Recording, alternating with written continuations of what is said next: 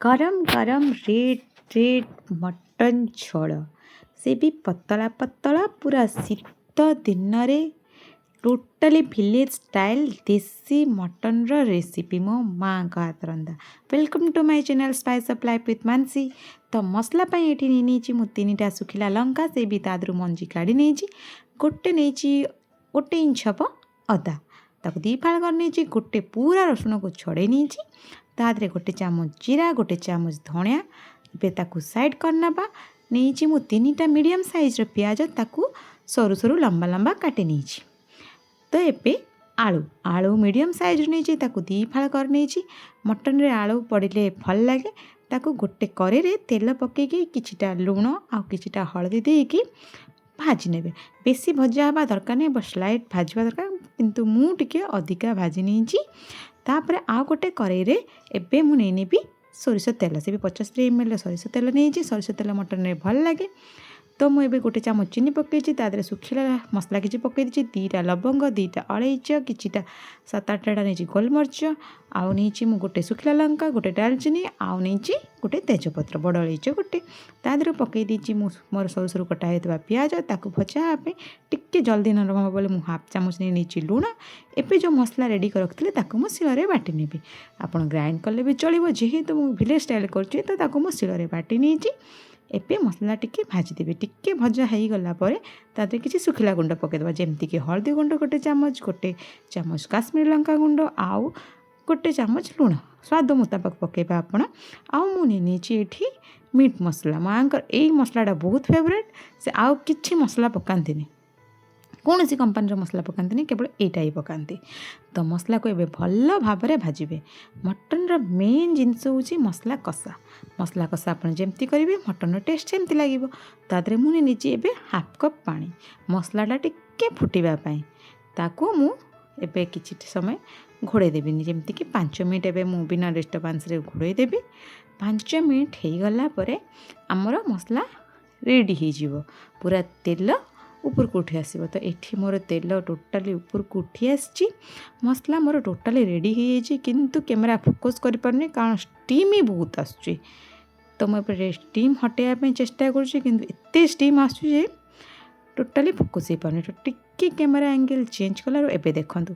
पूरा मसला पूरा भाजिकी टोटाल रेडी एबे मुझे नहीं गोटे बड़ कप पानी कषा करार 2 कप पानी किंतु मु झोल जेहेतु करी तो गोटे कप पानी नहीं पानी टिके फुटीगला तादरे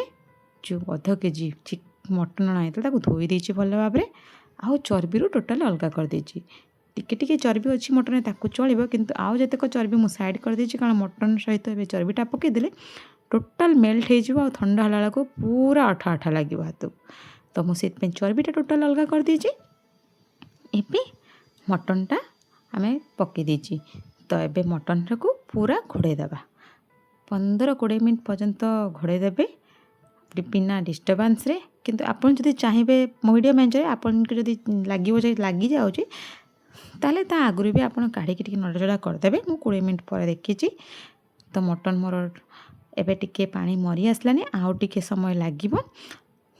ताकू मु पुणी आउ थे 10 मिनट ढांकी देची एबे मटन मोर कषा हो गलानी पूरा तेल बाहरी आसी पानी टोटाली नाही देखंतु तादरे मु नेबी जो आलू भाजिकी रखी टिके अधिका भाजी देची पोड़ी भाया तो एबे ताकू गोड़े देकी तादरे पकई देची मु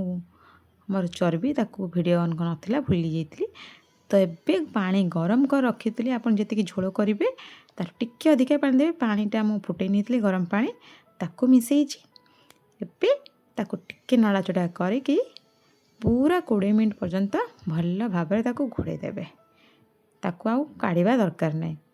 कारण एबे तो पानी अच्छी आउ से लागबनी। तो 20 मिनट पर मुझे काढ़ी पूरा तेल देखंतु पूरा ऊपर को उठी आसी आलूटा भी पूरा सीझी आई मटन एबे टिके देखी नेबा मटनटा भी आमर सीझी आई पूरा ना अधिका सीझी ना कम पूरा टोटाली परफेक्ट सीझी। ए लास्ट गरम मसला मत गरम मसलाटा बहुत भल लगे आपड़ चाहिए घरे निजे प्रिपेयर करके भी दे पारे।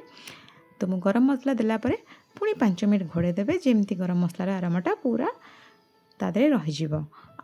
मटन में केवे भी धनिया पत्र पकाए कारण धनिया पत्र बहुत स्ट्रंग बास्ना जोटा कि मटन बास्ना को पूरा डोमिनेट करते से धनिया पत्र पकाए आउ टमाटो भी केवे मो माँ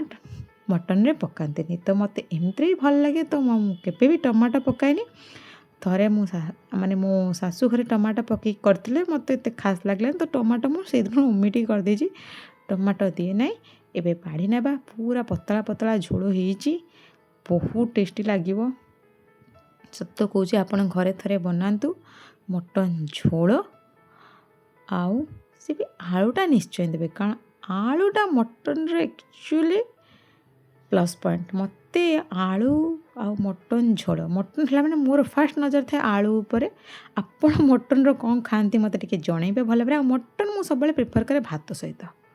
कारण भात सहित मत मटन आउ किसी दरकार नहीं आपण क्या सहित खाती मत कमेंट निश्चय जनइबे घरे बनातु ये स्टाइल मत जनातु कमेंट मध्यम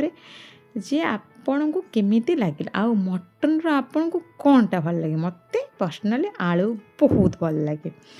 तो मोर विलेज स्टाइल मटन रेडी आपण घरे बनातु ये रेसिपी नहीं कि केमती लगे मत कमेंट रे जनातु भल लगे आपण लाइक करंतु शेयर करंतु आउ चैनल को सब्सक्राइब करंतु बाय बाय।